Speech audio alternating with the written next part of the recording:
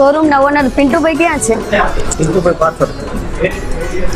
આ છે ને ફ્રન્ટ લોડ છે, 8 કિલો કેપેસિટી છે અને આમાં છે ને શું પિન્ટુભાઈ તમારે ત્યાંથી વોશિંગ મશીન લઈ ગઈ હતી, ચાલતું જ નથી? અરે બેન 1 મિનિટ, હું કસ્ટમરમાં છું, શું તકલીફ છે બેન? હું 6 મહિનાથી તમારું વોશિંગ મશીન લઈ ગઈ હતી પણ સરખું ચાલતું કેમ નથી? પણ તમે શું યુઝ કરો છો? વોશિંગ પાવડર યુઝ કરો. એની માટે છે ને એક લિક્વિડ લઈ જાઓ. આપણા કસ્ટમર માટે હું તમને એક સ્પેશિયલ ઓફર આપું છું.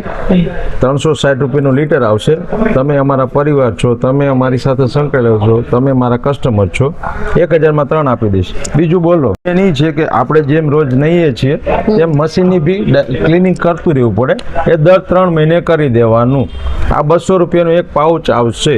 તમારે જોતું હોય તો 500માં 3 તમને ઓફર સાથે આપી દઈશ. ઓકે, બીજું કઈ? પાવડર નાખ્યા પછી આ કમ્પ્લીટ ચાલે એમ ને? પાવડર નાખશો એની આવડતા, એની લાઈફ સારી થઈ જશે.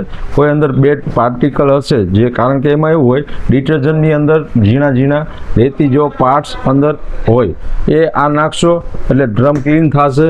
એનો અંદરનો કચરો, ડ્રમની પાછળનો કચરો જે હશે ડ્રેન વાટે બધું બહાર નીકળી જશે.